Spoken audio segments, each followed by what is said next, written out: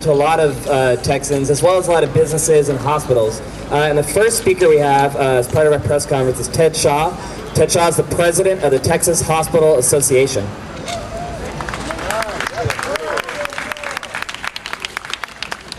Good morning. Yeah, I'm Ted Shaw, president of Texas Hospital Association. And the Texas Hospital Association represents 450 hospitals from Amarillo to Brownsville, from El Paso, there you go, from El Paso to Texarkana. Every day, every moment of every day, those hospitals stand ready to be there for you. Even those who do not have health insurance or who don't have the means to pay. This includes more than 1 million low-wage earning Texans. It also includes more than 50,000 military veterans. The cost is nearly $6 billion, that's with a B, $6 billion every year. This is the cost of emergency care. It's the cost of acute care, being in the hospital. It's the wrong place to be treated. But as typically is not, however, it's not primary care. It's not preventive care. It's not managing chronic diseases. That's the kind of health care we need. And that's the kind of health care you'll get with insurance.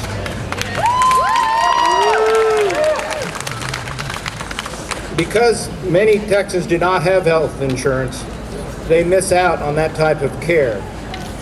And hospitals end up picking up the costs. Clearly, Texans can do better clinically for our outnumbered and our state's uninsured population. As well as clinically, it can do better financially. Not just for hospitals, but for employers, property taxpayers, and anyone who purchases private insurance. You're all paying part of the bill. No Texan should have to pay twice. You heard that earlier today. But this is exactly what is happening because we have so many uninsured residents and we have so far refused to take advantage of the available federal dollars to address this problem.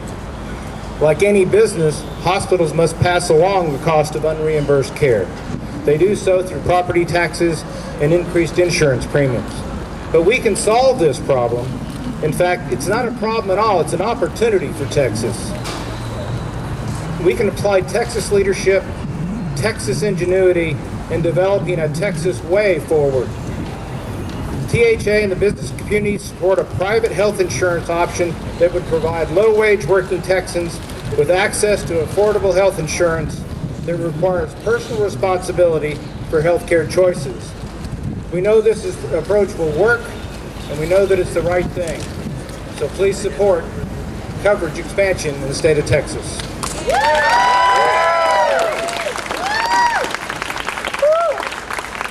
And just to clarify, there will be questions at the end for anybody who's looking to ask questions. One of the big benefits of closing the coverage gap is that we create about 300,000 jobs. And it's why a lot of chambers and business associations, 25 business associations across the state, have come out in support of finding a solution to close the coverage gap. And next up to speak about that will be Will Garrett, Vice President of Economic Development with the San Antonio Chamber of Commerce. It's a lively crew. I really like the addition of the drum up here. That is great. Well, good morning, good afternoon. On behalf of the San Antonio Chamber of Commerce, which represents over 2,000 member businesses in San Antonio, I'm here today to talk to you about our support for coverage expansion. The San Antonio Chamber is also part of a group called the Metro 8, the 8 largest urban chambers across the state of Texas. And while we as a group have not formally come to a position on this, all of those 8 large chambers have expressed their support for coverage expansion and closing the coverage gap. And we come at it from a little bit different angle, and that's the business angle. It's not just about the individual throughout the state, it's about the impact on business. And Ted talked about that a little bit. But if you look at both the businesses in healthcare, it's a wide variety, and then any small and medium-sized businesses. If you look at hospitals and healthcare systems, they spend over $5.5 billion annually on uncompensated care. Those are dollars that could go back into R&D, workforce training programs, that could go back into their communities. And then you look at the everyday small and medium-sized business in Texas. Here in our state, because we're a great state for business and a state that allows businesses to grow, those businesses that aren't able to provide health care or can't afford to have their employees out sick because they don't have health care, this is a business accelerator if we can find a way to close this coverage gap throughout the state. And it was just mentioned 300,000 jobs. Studies have shown in Bexar County alone, 20 to 25,000 jobs annually could be created if this coverage expansion is achieved. So we've looked at other states, we've looked across the nation. Other conservative leadership in conservative states have found a way, a fiscally responsible way for their states to expand that coverage, to utilize federal dollars that are available. And from a San Antonio Chamber of Commerce perspective, we'd urge our state to find a way to expand that coverage and do what's right for the citizens and the business community of Texas. Thank you. Thank you, Will. Next up to speak will be Keandra Gully. She's the President and Chief Executive Officer of the Oak Cliff Chamber of Commerce, followed with Bruce Bradford. Bruce Bradford is the North Dallas Chamber President, and he represents DFW area chambers as well.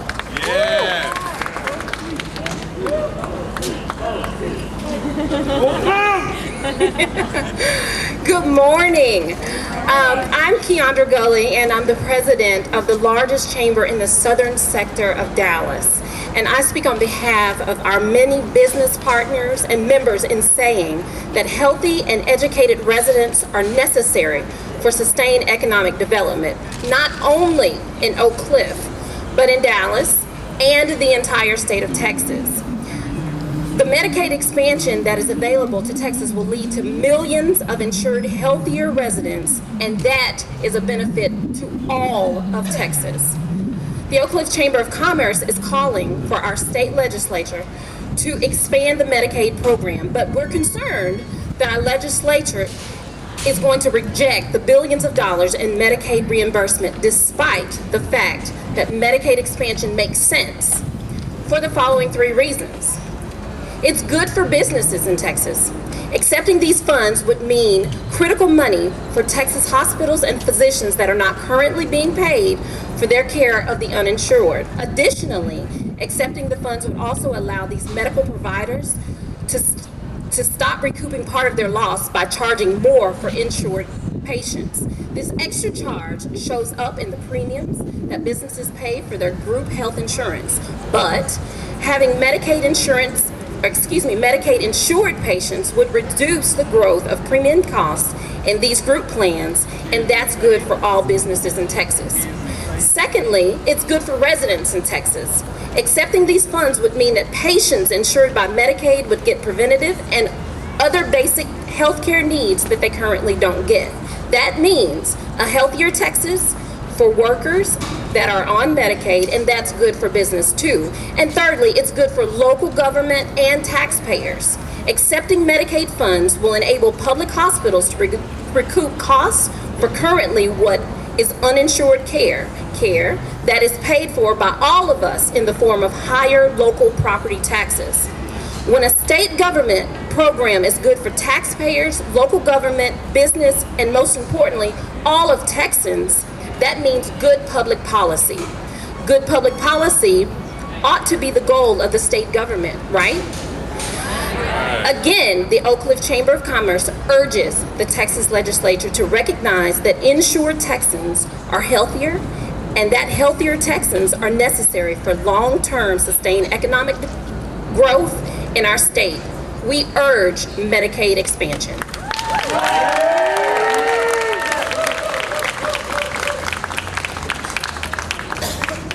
Hi, I'm Bruce Bradford. I'm President and CEO of the North Dallas Chamber, and I'm happy to be here on behalf of Dallas and many other chambers in the area. We've already heard from the Metro 8 leader with Will and the San Antonio Chamber, so you know that the big chambers are out there. You've heard from Keandra and her support.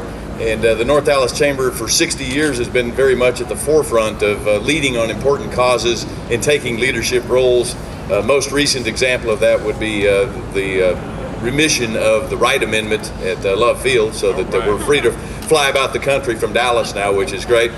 But this particular issue is one that's been important to the Chamber for, this is the second session now. I had the great honor of testifying before the House Appropriations Committee at the last session on the topic, and I'm going to be very succinct in my remarks today. But there's an $1,800 hidden tax that each family in Texas is paying now, simply because we've chosen as a state from our legislative body not to take the $9 billion that's available to us each and every year. I am a very pragmatic business leader. We don't look through the lens of any particular political party. But when I look at the opportunity to take $9 billion in annual expense out of the state budget, we need that. So we can make that happen. One quick example, Dallas has a great county hospital in the form of Parkland Hospital, and there's many great county hospitals across the state, but there's not one in every single county. So therefore, those residents that are in those counties that have state hospitals of that type, we're bearing a significant burden because each of us has taxes that are going to fund those operations, those unreimbursed expenses. In Dallas, the ER at HRC at Parkland sees about 1.4 million visitors every year, and more than 50% of those go uncompensated. If Texas will choose a Texas solution, we can change that metric. And I thank you for being here and encouraging our legislature to take action on that. Thank you. Next up, we have Dr. Jaime Estrada, President with Texas Doctors for Social Responsibility.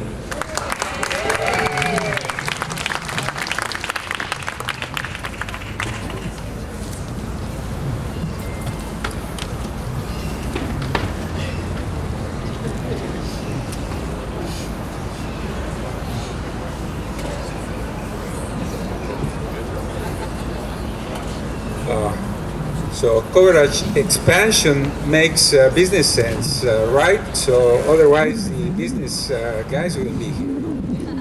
So thanks for being here. We are a group of physicians advocating for access to comprehensive, quality, affordable health care for all Texans, regardless of their income. And we've been doing that for some time. We're here to ask the legislature and the governor to consider and take the dollars on the table and provide coverage to more than 1 million people in Texas who have no access to comprehensive health care because they fell into the coverage gap, and you all know what the coverage gap is. We're a group of doctors, and we have doctors from all sources, primary care providers, specialists, all advocates, and what brings us together is our concern for the inequalities of access to health care in our state. As physicians, we see firsthand how the lack of access to health care affects our families and our patients. Their medical care is provided to the emergency room, which means that chronic conditions like diabetes mellitus, which is prevalent in our communities, often go untreated. After the acute treatment of the acute crisis, the patients are released into the community with no follow-up or preventive medical attention until the next crisis and visit to the emergency room. So families and individuals suffer unnecessarily, and the communities have to pay the bill for this higher cost of this type of care. After looking at the viable options to remedy this serious problem, our group decided to support the Texas Way plan as explained by Mr. Shaw and the Texas Hospital Association as the most viable alternative that may be considered by the legislature and actually implemented. As you know, this plan proposes to use federal dollars to provide health insurance to low-income Texans using the private sector. We support this plan also because it teaches the patients to to get knowledge of their treatment plans and become responsible for the monies that are involved in the process. Now, the Texas Way plan can only work to the extent that there are safeguards in place to evaluate the quality of the care provided to these people by the insurance companies. People under these plans tend to have, they need to have access to primary care doctors and to specialists when appropriate. This is particularly important since low-cost plans usually have inadequate doctor networks. So it doesn't do any good to have insurance if there is no doctor to see you. In addition, the first 2 years of the Affordable Care Act provided for compensation or reimbursement to the doctors in parity with Medicare. This was for primary care doctors and some specialists. Now that has expired at the end of the last year, but some states are still doing that. We'd like to see that parity maintained as part of the Texas Way plan, because doctors are not able to see patients if the pay is less than their cost of keeping their offices open. So doctors will do their part if the Texas legislature makes it possible for us to do so. Thank you.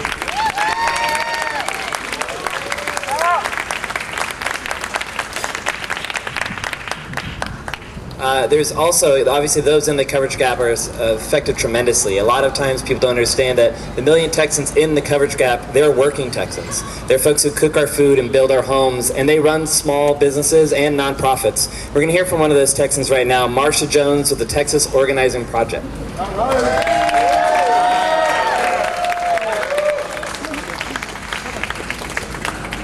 So, hello everybody. Yeah, and again, my name is Marsha Jones, and I'm from Dallas, Texas, and I'm a part of TOPS, and I am exactly one of those people that he spoke about a minute ago. I have a small nonprofit in Dallas, the Afia Center, where I work as the executive director, and I work there without a salary because it's a very small organization. We work to improve the lives of women. And so just like other things in Texas, Texans don't care about us having insurance. Texans also don't care about women. So we don't get a whole lot of money trying to provide services for women. But at the end of the day, I work every day. I was working coming up here. I'm going to get in a truck and I'm going to be working going back, and I'm going to work when I get home, and I'll work when I get up in the morning. I'll be on the plane next week. I'll work on the plane. I'll work off the plane. I'll work in the hotel. So what I'm saying is that people that don't have access to health care look like me. You know, and we're not asking for anything free. I'm not asking anybody to give me anything.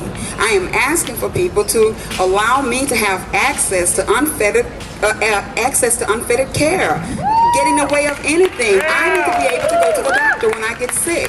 And I tell politicians and I tell legislators when I talk to them, you're going to pay for it one way or the other. You're either going to pay for it on the front end or you're going to pay for it on the back end. But the doctor have already told you it's going to be paid for. So why not give us health care? Like I said, I'm going to be through. I work hard. I work every day. It's just in my organization, I have to make a choice. Either I pay this large amount for my coverage, or I keep my doors to my organization open. If the doors to my organization close, then there's a whole lot of women who won't be able to get the services. We don't provide services per se, but we empower women to be the best women that they can be.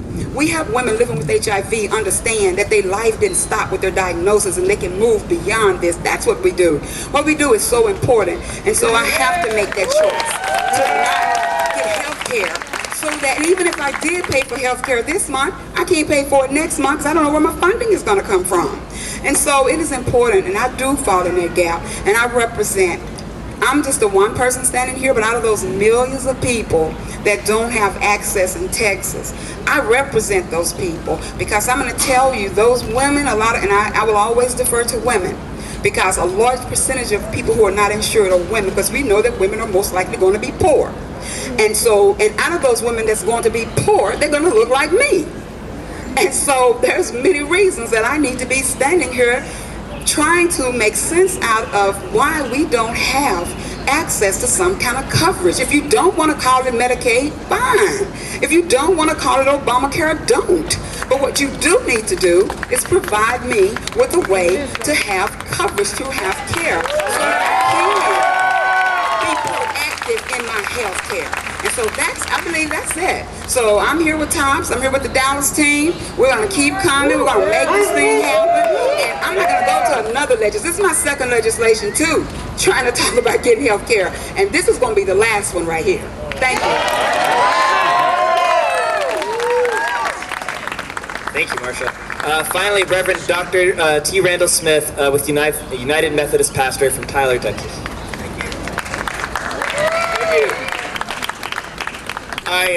My task is to try and bring a little bit of the religious community's viewpoint to this whole project. I work with Texas Impact, which B. Moorhead spoke a little earlier about that. We're the largest and oldest state interfaith organization.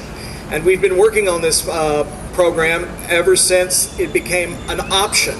In fact, in the last legislature, we produced a paper along with Methodist Healthcare Systems of the Southwest that outlined just exactly how much money it was costing each of our counties and cities each year for the coverage of indigent health care. There was nothing in that report that anyone could point to and say, that's not true, because it was all based on the reporting of our state officials and our county hospital districts. But I want to talk about it in a little more human terms, and that is, as a pastor, I've served rural communities, and I've served in county seat towns, and I know the difficulty that comes for those hospitals who try to stay open in those kinds of communities.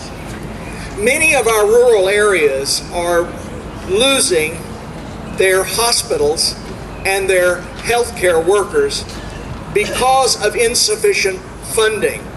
If you continue to pour out 15 to 18% of your hospital's budget on indigent care every year, as many of our hospitals are doing, and particularly in rural areas where the majority of the persons that they are seeing are either on Medicaid or Medicare, it is driving the hospitals into the red, and they can't continue to do that. Already in the area around Tyler, we're seeing hospitals closing in communities that have as many as 10,000 people in that community, because the hospitals cannot sustain the work in there because of the patient load in terms of not being able to afford it.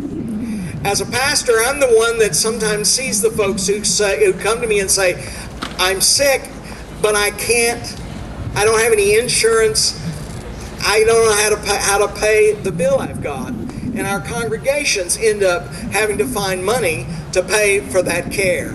I had one of our legislators say to me, well, you know, if the churches were doing their job, we wouldn't have to have this because they could pay for all of this. And I said, are you out of your mind? Have you looked at the budget for my local congregation? You know, that money is not there. We're turning down $300 and some odd dollars every second. It's SECOND, every second since the implementation of the Affordable Care Act.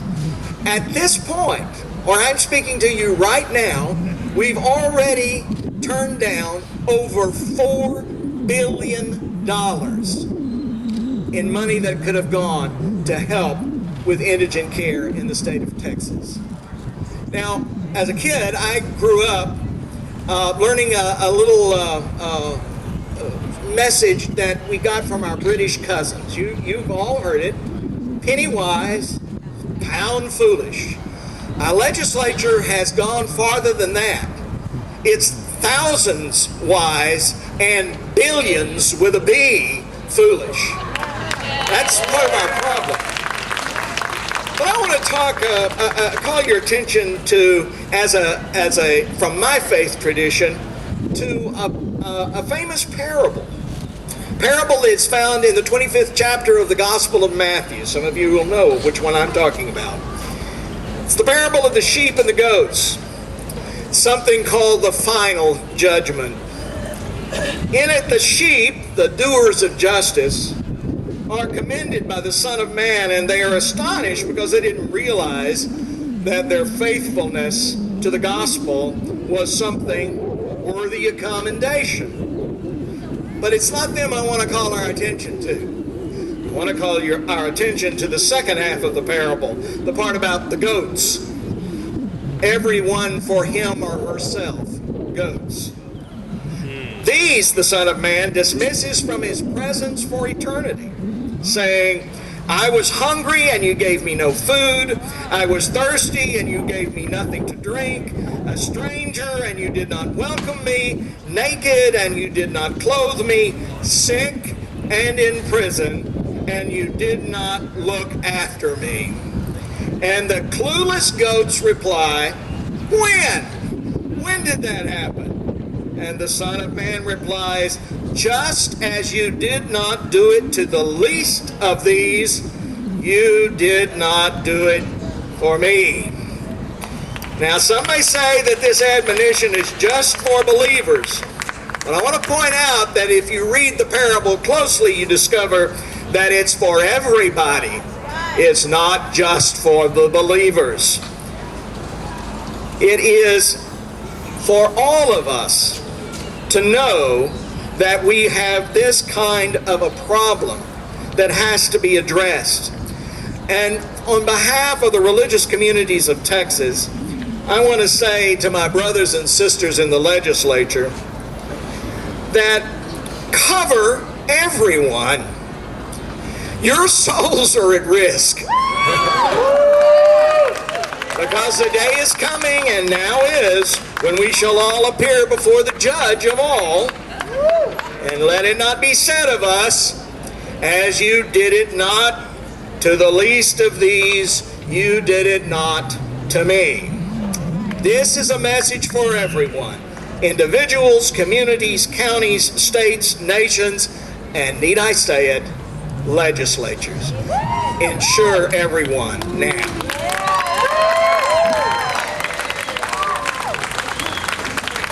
Does any members of the media have any questions? We could take them here formally, or all of our speakers are back here and able to one-on-ones if you'd like. All right, one-on-ones worked.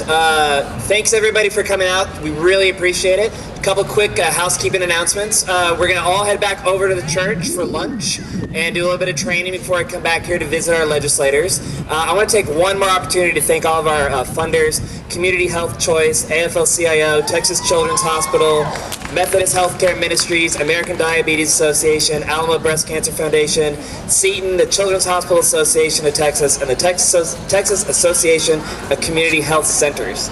Thank you everybody for coming out. Any Texas Impact volunteers, stick around to help me break this down. Have a great day. Right, over here for lunch, back over to the church. 13th